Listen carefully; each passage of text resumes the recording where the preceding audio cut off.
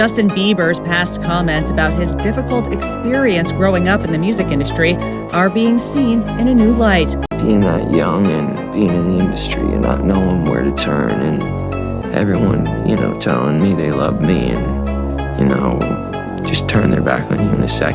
The singer's 2020 interview with Apple Music's Zane Lowe has resurfaced amid Diddy's bombshell trafficking case, with Justin tearing up at the time. I have been given custody of him. He signed to Usher. I had legal guardianship of Usher when he did his first album. I did Usher's first album. I don't have legal guardianship of him, but for the next 48 hours, he's with me. So, and we gonna go full crazy. Because once you get there, the party really starts. Yeah. You know what I'm saying? I got you. I promise you, I'm not gonna let you down on this big one. All right, good. Real. Good. Your shoes, your feet are gonna have blisters. You're gonna be dancing so hard. Trying to steam out so he'll feel too embarrassed to file his lawsuit against Diddy for what Will and Diddy did to him. With Jaden and Justin present that. The glitz and the glamour were always just a distraction from the eerie power dynamics happening behind closed doors. For decades, we've been told that these young stars are just rebellious or difficult when they start to spiral. But what if the spiral isn't a choice? What if it's a direct result of being groomed by a system that demands total submission? As the public began to look closer at the footage from Justin's early years, a pattern started to emerge. A pattern involving some of the most influential names in the business. From the high-energy parties of a rap mogul to the Be Kind stage of a daytime talk show, the environments Justin was placed in were far more dangerous than they appeared. The masks are finally starting to slip, and what's underneath is enough to make anyone question everything they thought they knew about the path to stardom. But that wasn't the whole story, because the most chilling evidence was hidden in plain sight, captured on camera and ignored for over a decade. To go online and see the video that he shot in Iceland. Exploring, it was fun. Yeah. I can't believe you got in that water. It was so cold, it was like 50 degrees. Look at you. So it's a beautiful video, so if you want to see the whole thing, it's gorgeous. Speaking of you in your underwear, let's talk about the paparazzi shot in Bora Bora. Okay. So you are obviously in a private bungalow. Yeah. In 2009, a video was released that seemed like a fun behind-the-scenes look at a rising star hanging out with a legend. In reality, it has become one of the most disturbing pieces of evidence in the court of public opinion. A 15-year-old Justin Bieber stands next to Sean Diddy Combs, a man who at the time was the ultimate tastemaker in the music world. Diddy looks directly into the camera and makes a statement that now sends chills down the spines of everyone who hears it. He claims that he has been given custody of Justin for the next 48 hours. He explicitly states that while he doesn't have legal guardianship like he did with Usher, for the next 2 days, the boy belongs to him. He promises the audience that they're going to go full buck crazy and that Justin shouldn't even think about what's going to happen. Look at Justin's body language in that clip. He is quiet, compliant, and visibly trying to play along with a man who is twice his size and 1,000 times his power. What's up, man? You good? I'm good. How are you? All right, young brother, everything's good? Everything's Selling great. out arenas and everything? Yeah, Starting to act different, huh? No, You ain't been calling me and hanging out the way we used to hang out. Well, you try to get in contact with me, through all my, partners and whatnot. Mm-hmm. But you never really got my number, so. Right, okay. My number? Yeah. Tell you my number. Yeah. It's 555. Yes. You need some water. No, I don't know if guys have noticed this. Like a lot of ladies drink water at parties. They just, so if you don't have what they need, they're gonna leave. Right. Got to keep them there. Right. You need locks on the doors. Okay, this is sounding kind of dangerous now. It's a little kinky, but rock with me. But just check it out. You need a lot of heat. You mean that physically the place has to be hot? You don't have no air conditioning. No air conditioning. No. Why is that? Heat affects the alcohol, and it also affects everybody gets a little bit more comfortable and loose. Builds up a nice little sweat. That just sounds disgusting. What are you talking about? Every video like this that reemerges has people horrified. And to make matters worse, it was revealed in a new lawsuit that Diddy is facing allegations of abusing children as young as the age of 9 by promising to launch their careers in the entertainment industry. Apparently there's over 120 accusers, including 25 minors, and that leads to why so many people are looking more closely at Diddy's seemingly close relationship with a very young Justin Bieber. To understand why Justin was handed over to Diddy, you have to look at the man who brought him into the inner circle, Usher. Usher was the one who fought for Justin, winning a bidding war against Justin Timberlake to sign the young kid. But Usher's own history with Diddy is where the story takes a dark turn. When Usher was only 14 years old, music executive L.A. Reid sent him to live with Diddy in New York City. The goal was for Usher to attend what was called Flavor Camp. This wasn't a summer camp with s'mores and campfires. It was a deep dive into the 1990s New York City lifestyle of a high-powered rap mogul. In later interviews, Usher admitted that he saw curious things at Diddy's house that he didn't necessarily understand because of his age. He spoke about orgies, non-stop partying, and an atmosphere that was pretty wild. When asked by Howard Stern if he would ever send his own children to a puffy camp, Usher's answer was an immediate hell no. I moved to New York City, and I lived with Sean Puffy Combs for a year. That's the crazy thing. Now, that was L.A. Reid's idea, right? We're sending you over to something called Puffy Flavor Camp. There you go. To learn Flavor Camp? Yeah, Flavor that's what it was called. And you're going to go to Puff Daddy's. He's going In the 90s, do you understand what that's like? Puffy's place was like just filled with chicks and orgying like nonstop, right? No, not really. I mean, but hey, it was curious. I got a chance to see some things. Yeah, but you were 13. What were you seeing? I went there to see the lifestyle. Right. And I saw it. And it was but I don't know if I could indulge and understand what I was even looking at. It was pretty wild. So nobody tried to, some woman didn't come along. I didn't say that. Okay. I didn't say that. What I did say is that there were very curious things taking place. And I didn't necessarily understand it. Biggie Smalls was there. Biggie Smalls was there. Lil' Kim, Craig Mack. All these people are hanging around. Yeah, man. Faith Evans. Jodeci, Mary J. Blige, they didn't know nothing about this shit. Oh. I was having a good time, you know what I mean? Does he have you doing any chores? Are you doing dishes at all? I mean, to keep you humble somewhat? Or are you just like, can you stay up till 4 a.m. with them and party? I mean, I could. I actually stayed up longer than them. And do you have money? What's going on? I mean, I had like per diem. I had like, what like a living. life. Yeah, it's pretty crazy. 14 years old. You're a dad now. Would you ever send your kid to Puffy Camp? Hell no. All right, Usher, Justin Bieber, Diddy. This is how they all connect. When Usher was super young, he got signed to a guy named L.A. Reid, this famous music executive. Usher then loses his voice. L.A. Reid wants to help him, get back on track, so he sends him over to this guy named Puff Daddy. And as you can imagine, Usher had a problem. He just didn't know it yet. See, Puff Daddy was this up-and-coming music executive who could really turn someone into a star. He put them through this thing called Flavor Camp. And during Usher's term in this Flavor Camp, he lived with Puff.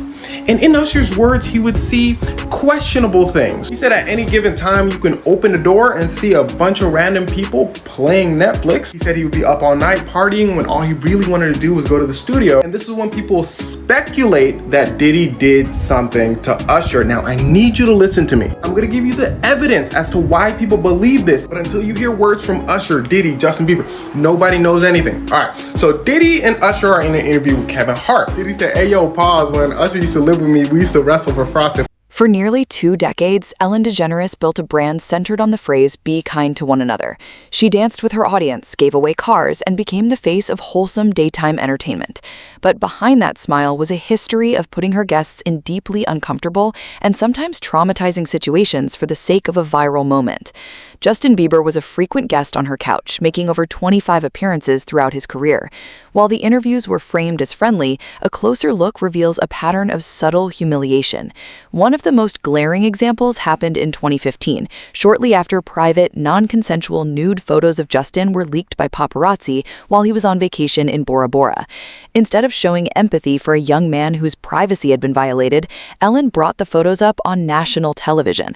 To go online and see the video that he shot in Iceland. Exploring. Yeah. I can't believe you got in that water. It was so cold. It was like 50 degrees. Look at you. So it's a beautiful video. So if you want to see the whole thing, it's gorgeous. Speaking of you in your underwear, let's talk about the paparazzi shot in Bora Bora. Okay. So you are obviously in a private bungalow. Yep. Back there where you came out from before. I got it. I'm gonna pull my pants because you always do that thing where you show all my pants down and it's really annoying. So I'm gonna, just for you.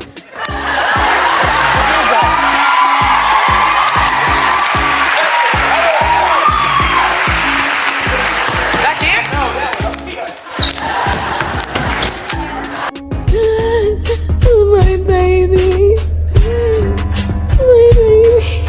Justin Bieber is here. Bieber. He's new because I said Bieber. His name is Bieber, and one day you'll look back and go, I can't believe she mispronounced his name. You're 15, and you don't even, your CD is now, people found you on YouTube? Yeah, I mean, I was in a singing competition like a while back. I was 12 years old, and my friends and family that couldn't make it wanted to see me, so I posted those videos on YouTube, and I guess it just kind of... On YouTube, and just for your family to see, and now 80 million hits later, 80 million views people have been, and then Justin Timberlake and Usher are fighting over getting you, and you ended up going with Usher. Yes. And what did Usher have to say as far as advice for you? Definitely just to stay humble. I mean, that's probably the most important thing. If I just stay humble and stay on the right path, anything's possible. Exactly, because you have the talent, you have the charisma, you're just as cute as you can possibly, you couldn't be cuter. Thank you. I mean, you may be peaking right now, be careful. In the last few years, the release of extensive documents related to the Jeffrey Epstein case has sent shockwaves through Hollywood. The U.S. Department of Justice unveiled a staggering 3 million pages, flight logs, and investigative indexes. It's important to distinguish between being on a flight log and appearing in the investigative index, but the fact remains that some of the most powerful names in entertainment have their names scattered throughout these files. Fans have been digging for receipts, and they've pointed to a weird overlap between the circles of Epstein, Diddy, and other major industry players. Amidst this, Ellen DeGeneres became a target of intense speculation, fueled by her own social media presence. During an Instagram live session from her home, viewers noticed some very strange details that felt out of place for a kind comedian. I'm going to take a break from that right now to show you some more rapid-fire clips from the files, like this one, where Epstein is seen chasing around 2 girls in the kitchen. You may have seen it before, but take a look.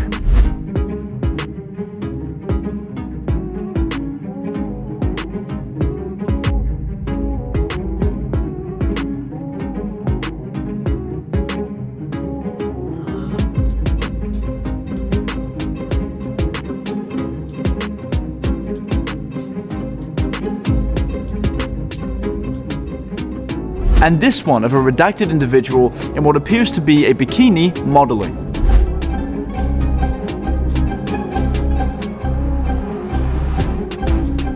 Now, earlier I mentioned some conspiracies, and I want to talk to you about what the internet has been cooking up, and this one is insane. I need to address something that's been blowing up online since these files started dropping, because every time these documents like this get released, the internet does what the internet does. So there's a claim circulating right now that the Epstein files reveal Ellen DeGeneres as, and I'm quoting this directly from the posts, Hollywood's most prolific cannibal, that she consumed human flesh. People are sharing distorted images of her face, writing paragraphs about underground dystopias, calling her a vampire. Now, these are completely unfounded claims with no evidence to back them up. So let's take a look at what's actually in the files. Ellen DeGeneres is named in the Epstein documents, and that part is real. Her name appears in the broader index of over 300 high-profile individuals that show up across the investigative materials. Flight logs, communications, third-party interviews, peripheral records. But here's the thing that people either don't understand or choose to ignore. Justin Bieber has spent years being quiet about the specifics of his trauma, but recently he went nuclear on Instagram in a way that left fans stunned. In a post defending Britney Spears, Justin didn't just talk about the media or the paparazzi, he used a very specific and controversial term. He claimed that Britney didn't just have a breakdown, but that she had endured years of systematic MK Ultra-style monarch programming. For those who aren't familiar, these terms are often associated with conspiracy theories regarding government mind control, but in the context of Hollywood, they are used to describe a process where young performers are broken down psychologically to make them easier to control and exploit. Justin's post was raw and angry, asking where the guys were when Britney was being forced into sick rituals. Right about now, it's time for the entertainment news. Let's start off with this one. Justin Bieber opens up on mental health. Canadian pop star Justin Bieber is opening up once again, and this time is stating it as it is. In a deeply vulnerable Instagram post, the 31-year-old singer poured out his heart about how mentally and emotionally drained he feels. He wrote, and I quote, "The more I try to grow, the more self-focused I am becoming, and it's exhausting. I'm tired of thinking about myself," end quote. Justin also shared about the pressures of healing, revealing that constant expectations to fix himself have only left him feeling frustrated and exhausted. People keep telling me to heal. Don't you think if I could have fixed myself, I would have already? I know I am broken. I know I have anger issues, he wrote. He added, and I quote, I tried to do the work my whole life to be like the people who told me I needed to be fixed like them. It just keeps making me more tired and more angry. The harder I try to grow, the more focused on myself I am, end quote. Justin Bieber, however, ended the post with a powerful nod to his faith, saying it's only Jesus who keeps him grounded and gives him purpose, writing, and I quote, Jesus is the only person who keeps me wanting to make my life about others. I'm exhausted with thinking about myself lately, aren't you? End quote. All of this is coming after the singer shared a tense conversation with an unnamed friend on his Instagram page, writing, and I quote, my anger is a response to pain I have been through. Asking a traumatized person not to be traumatized is simply mean. This friendship is officially over, blocking you now, end quote. Justin Bieber later posted a video shaking his head, writing, and I quote, how I feel about you, and urged followers to stop asking if it's okay, writing, your concern doesn't come off as care. It's just oppressive weirdo, end quote. The outburst came on Father's Day, his first since welcoming son Jack Blues Bieber with Hailey in 2024. While Hailey didn't post publicly, Justin appeared to enjoy several gifts including luxury items. His final post of the day is selfie caption, I am a dad that's not to be blipped with. Yeah, Justin Bieber has been on a roll lately.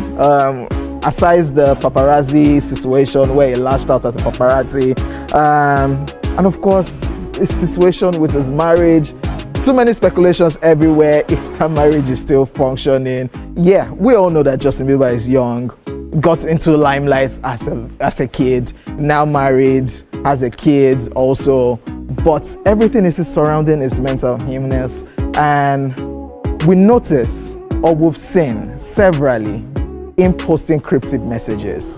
And with this one that's happened right now, people are now weighing into the relationship proper. If Justin Bieber's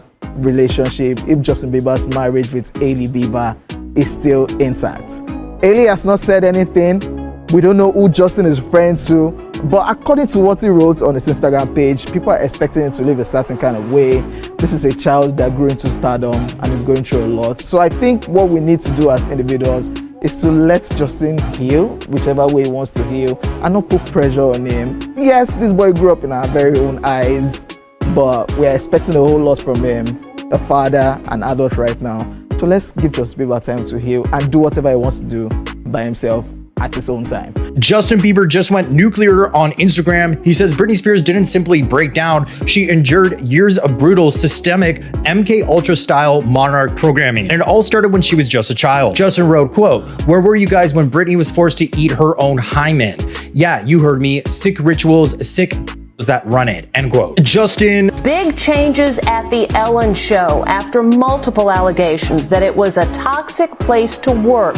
3 top producers have now, quote, parted ways. But the horror stories keep coming. One guest on the show telling Inside Edition that she was told, whatever you do, don't be funnier than Ellen. She spoke with Jim Murray.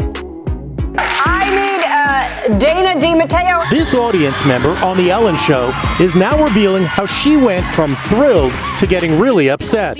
You just expect a lot when you go to meet like your idol, and then when you get disappointed, it's like such a letdown. In 2018, Dana DiMatteo flew from Chicago to Los Angeles and was delighted to be picked out of the audience to have some fun with Ellen. But then she says she was shocked when she was briefed on the comedy bit by the producers. They tell you, you know, you can't be smarter, funnier than Ellen. She's the comedian and the star, not you. Ellen's motto is be kind. Be kind to one another. But Dana says Ellen was actually the opposite on the day she visited. How does the Ellen we see on TV compare to the Ellen you saw when the camera stopped rolling? Totally different. She would only speak to the audience when the cameras were rolling. As soon as they turned the cameras off, she would not even acknowledge the audience. She would just sit on the couch, basically. Even when she exited, she just said what she had to say on camera and then walked off. Dana appeared in the Make It Rain segment, where guests can be drenched with money or water after they answer trivia questions. Wet and shivering, Dana says she was treated horribly by producers afterwards. They told us they were gonna give us dry clothes to change into. So they had us like waiting in a hallway by the bathroom. And it's almost like they forgot about us because we were waiting there for a good 45 minutes. And finally and it was freezing cold. On Monday, Ellen remotely addressed her staff about the current allegations of turning a blind eye to a toxic work environment. She reportedly teared up and apologized, saying she's not perfect and calling the disturbing allegations of the atmosphere on her show heartbreaking. She also responded to rumors that staffers are not allowed to look her directly in the eye, calling them crazy and not true. Former Ellen Show producer Hedda Muscat doesn't buy Ellen's tearful apology. You can't wake up 17 years later and say, oh, I didn't know, I had no idea. You were part of that. You're the one who knew about it, you witnessed it, you encouraged it. Warner Brothers also announced a major shakeup at the show. 3 top-level producers are out after staffers accuse them of misconduct. They are Jonathan Norman, Kevin Lehman, and Ed Glavin. A photographer caught up with Kevin Lehman today. Kevin, do you think you and the other producers deserve to get fired? He didn't respond, but his attorney calls him an innocent man and popular figure and says he is devastated by being scapegoated. Jonathan Norman has denied all allegations. Ed Glavin has not responded. We reached out to Ellen's representatives and were told they had no comment. So in 2000's cable television, you basically got to pick between 2 lesbians, one being Ellen DeGeneres, who was the dancing comedian who was a nightmare off set, and the other one was Rosie O'Donnell, who represented the LGBT movement in the 2000s. But what was really weird is the two actually hated each other, and now Rosie O'Donnell's come out trashing Ellen. Both of these two actresses came out very publicly, where Ellen DeGeneres had a sitcom in the 1990s, and she came out in 1997, but the controversy led to the show being canceled. Then in 2002, Rosie O'Donnell came out as a lesbian a month before her talk show and did what the whole world saying, duh. Then in the 2000s, a lot of people started to compare Ellen DeGeneres to Rosie O'Donnell because she was the one who took Rosie's time slot on cable TV for The Ellen Show, which began in 2003. Things got strange in 2005 when Ellen DeGeneres was on The Larry King Show and she said she didn't know anything about Rosie O'Donnell, she didn't know her personally. It really made no sense seeing how they were photographed numerous times at events together, sat at the same table, and Rosie O'Donnell years later came out saying until that moment she thought Ellen was a friend. I think that was an early sign Ellen was a C-word behind closed doors, and with that I'm Charles Perrault, subscribe to Learn. It's a tough thing. I don't know. What are your phobias? Well, I don't like clowns. Okay, and it was a clown too, you saw it? Yes, I did see it. Okay.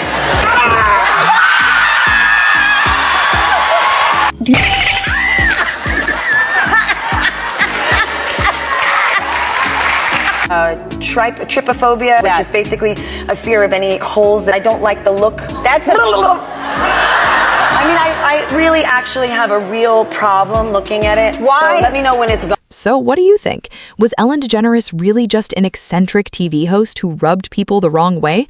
Or was she a key piece of a much darker puzzle surrounding the lost years of our favorite stars? Was the connection between Diddy and Justin just a mentorship? Or was it something far more shocking that we are only now beginning to understand?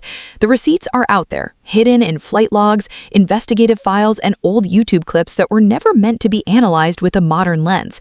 As more survivors find their voices and more documents are exposed, the industry's grip on the narrative is failing. Drop your thoughts in the comments below and let us know if you think Justin will ever truly be able to escape the shadow of the gatekeepers. If this video opened your eyes to the reality behind the curtain, make sure you subscribe because there is a lot more to uncover. Until next time, stay vigilant and stay woke. When I came on the show, I was going to be completely honest and expose myself to the world. I stay up till like maybe 6 in the morning. I'm back up at like 10:30, 11. 6 in the morning? What do you do every night till 6 in the morning? You don't go to clubs every night. No, I mean, I make love a lot.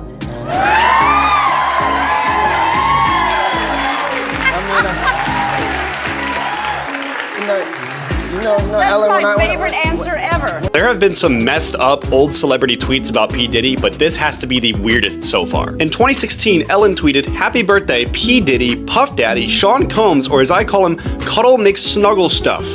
You don't need to know why. I don't want to know why. How is this not deleted yet?" Oh, but I don't know if you saw the Ellen live. Ellen went live, right? Ellen live on what? Like Instagram? Like Instagram, right? Yeah. And like it showed parts of her house, right? And I don't know why, but Ellen's eyes have been like really fucking me up so far, but it's like different colored lenses. It's really creepy. But all the paintings that are in her house are done by this guy who does like I guess like certain rituals, like satanic rituals. Yeah. And you can see like in one of the paintings there's triangles and shit like that, right? And I read up more about it. Those triangles are the same triangles that they do when they try to like summon something. So every time Ellen has like 3 pictures specifically. Yeah. And one, it was so fucked, but in quotation marks it spells out revenge. Revenge of what though? Revenge. I don't know, but that was part of the picture. I'm Yeah. like, yo, I have a chain that's exactly like that spells out revenge. I was like, oh my, I gotta throw that shit away.